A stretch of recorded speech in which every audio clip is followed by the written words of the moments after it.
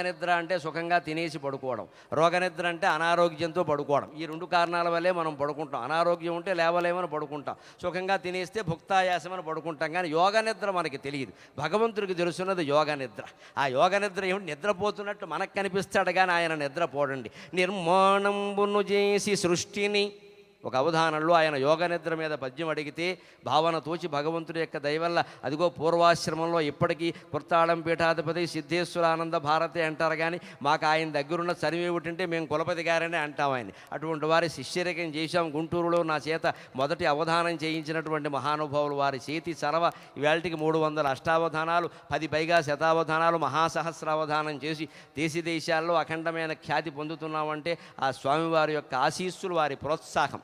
అందుకని ఆవేళ అవధానంలో ఏమండి యోగనిద్ర గురించి, ఆయన నిద్ర లేవడాన్ని గురించి చెప్పండి అంటే చెప్పిన పద్యం ఇది. స్వామి ఎంత అలిసిపోయావోనయ్యా, నిర్మాణంబును చేసి సృష్టిని భవన్నీరేజ నేత్రంబులు ఆ కర్మంబందున ఎంత డస్సినవో. నిర్మాణంబును చేసి సృష్టిని భవన్నీరేజ నేత్రంబులు ఆ కర్మంబందున ఎంత డస్సినవో. యోగంబూని నిద్రించియున్ ధర్మోద్దీప్తికి నిద్రలేచెదవు శుద్ధ ద్వాదశి నీవు. యోగంబూని నిద్రించియున్ ధర్మోద్దీప్తికి నిద్రలేచెదవు శుద్ధ ద్వాదశి నీవు. చాతుర్మాస్యంబులనాచరింప కనువిందుల్ క్షీరవరాం నిధుల్. చాతుర్మాస్యంబులనాచరింప కనువిందుల్ క్షీరవరాం నిధుల్. స్వామి, ఈ లోకాన్ని మొత్తం సృష్టించి నీ కళ్ళు ఎంత అలిసిపోయాయో అనే భావన కలిగింది నాకు. కారణం భగవత్ సృష్టి మొత్తం ఆయన కళ్ళల్లోంచే వచ్చిందండి. దానికి అనేక తార్కాణాలు ఉన్నాయి. బమ్మెరపోతన గారు భాగవతం మొదటి పద్యంలోనే చెప్పాడు. శ్రీవై కైవల్య పదంబు చేరుటకు నై చింతించెదన్ లోకరక్షైకారంభకు భక్తపాలన కళా సంరంభకున్ ధనవోద్రేక స్తంభకు కేళిలోల విలస దృగ్జాల సంభూత నానాకంజాత భవండ కుంభకు మహానందంగనాడింభకున్.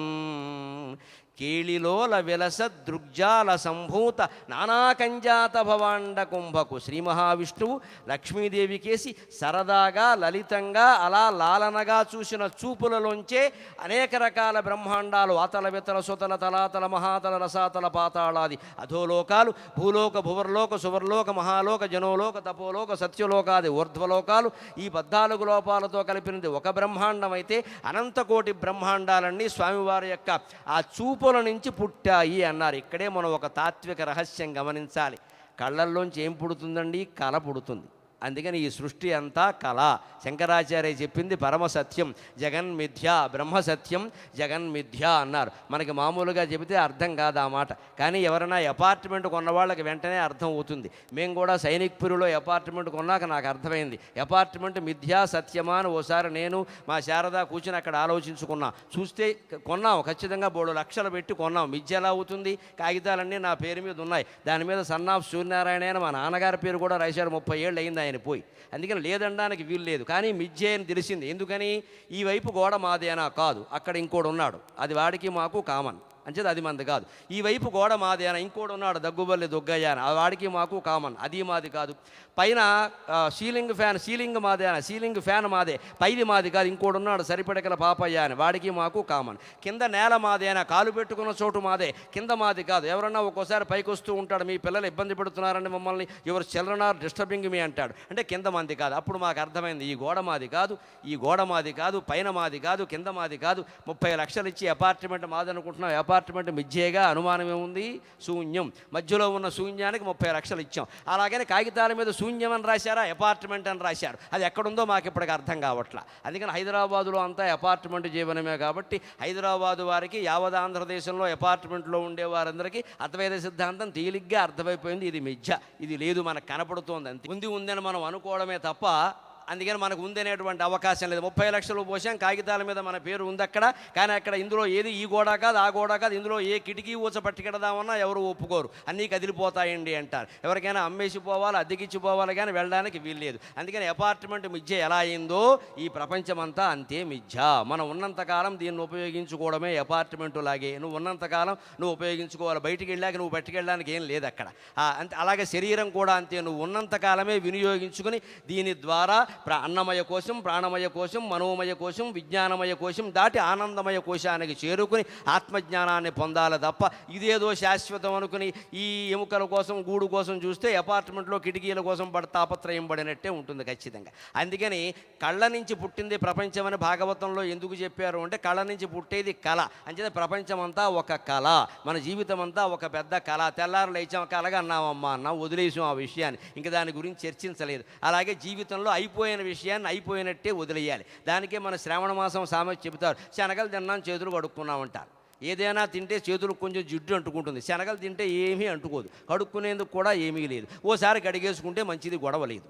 అలాగే జీవితంలో ఎప్పటికప్పుడు ఆ విషయాన్ని, ఇప్పుడు ఏదో 7:08 అయింది, 7:30కి అయిన విషయాన్ని మనం మర్చిపోవాలి వెంటనే. అది 7:30 అయిపోయింది, అది మళ్ళీ రాదు, ఖచ్చితంగా రాదు. 2013 ఇవాళ తేదీ ఉంది, అది ఎట్టి పరిస్థితుల్లోనూ మళ్ళీ రాదు. మళ్ళీ ఇంకో నెల వస్తుంది తప్ప మళ్ళీ నవంబర్ 4వ తేదీ 2013 సంవత్సరం మళ్ళీ రాదు. అందుకని అయిపోయింది. గతం గతః గతే లోకే న కర్తవ్యో భవిష్యం నైవ చింతయేత్ వర్తమానేషు కార్యేషు వర్తంతేహి విచక్షణాః. గడిచిన దాన్ని నువ్వేం తీసుకురాలేవు. అలాగే భవిష్యత్తు గురించి ఆలోచించడం అనవసరం. మా వాడు అదవ్వాలి, మా అమ్మాయి ఇదవ్వాలి, ఏమన్నాలన్నా నీ మాట వినాలి కదా ముందు. అసలు ఇది వారు ఏమయ్యే యోగం ఉంటే అది అవుతారు. మనం మాత్రం భక్తులం కావాలి ఖచ్చితంగా. డాక్టర్లు అవుతాం, ఇంజనీర్లు అవుతాం, యాక్టర్లు అవుతాం, రియాక్టర్లు అవుతాం, కానీ భగవంతుడికి భక్తులం మాత్రం కాలేం. భక్తి టీవీ వారి దయ వల్ల అలా అయ్యే అవకాశం వచ్చింది మనకి ప్రతిరోజు కూడా. అందుకని ఆ భక్తుడు కావడమే జీవితంలో చాలా ముఖ్యం. ఈ శరీరం అనే అపార్ట్మెంట్ ఉన్నంతలో దాన్ని వినియోగం చేసేసుకుని మనం, ఎందుకని ఇంకా వృద్ధాప్యం వస్తే ఈ మాత్రం కూడా ఉపయోగపడదు, అనుమానం ఎలా. అప్పుడు ఉపవాసం చేయాలన్నా చేయలేవు, కాస్త వయస్సులో ఉండగా చేయగలవు. 70 ఏళ్ళు వచ్చాక ఉపవాసం అంటే ఎలాగా, కడుపుగా అలిపోతుంది అంటా వెంటనే. అందుకని వయస్సులో ఉండగానే భక్తి టీవీ దగ్గర కూర్చోవాలి, అప్పుడే చూడాలి, అప్పుడే ఉపవాసాలు చేయాలి, అప్పుడే యాత్రలు చేయాలి, అప్పుడే అన్ని రకాల కార్యక్రమాలు చేయాలి, ఇటువంటి ఉత్సవాల్లో పాల్గొనాలి. ఆ వయస్సులో ఉండగానే ఆ భక్తి అనేది మనం బాగా అలవాటు చేసుకోవాలి. అందుకని స్వామివారి యొక్క చూపులు నుంచే ఈ సృష్టి మొత్తం వచ్చింది. కాబట్టి స్వామి నిర్మాణంబును చేసి సృష్టిని భవన్ నీరేజ నేత్రంబులన్ ఈ కర్మం బంధున ఎంత డస్సినవో, ఈ పనిలో ఎంత అలిసిపోయాయోనయ్యా. అందుకని యోగంబూని నిద్రించియున్ ధర్మో దీప్తికి నిద్రలేచెదవు.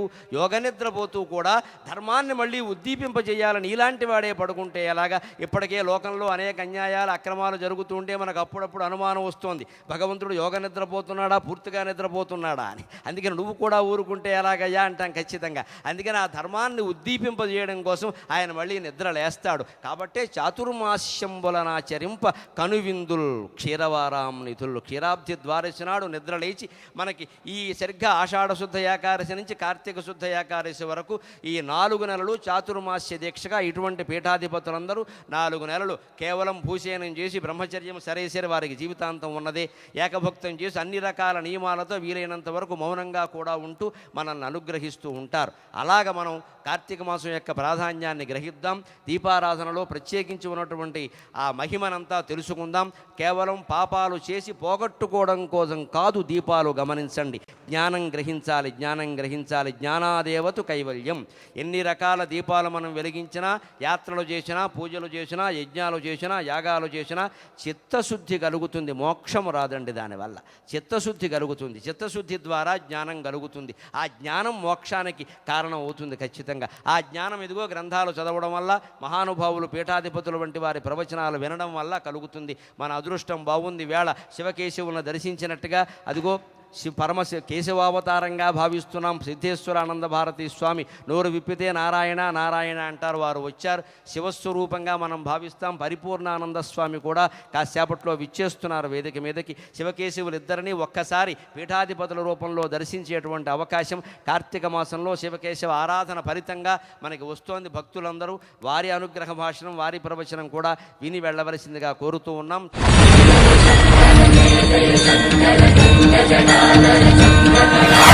జయ జయ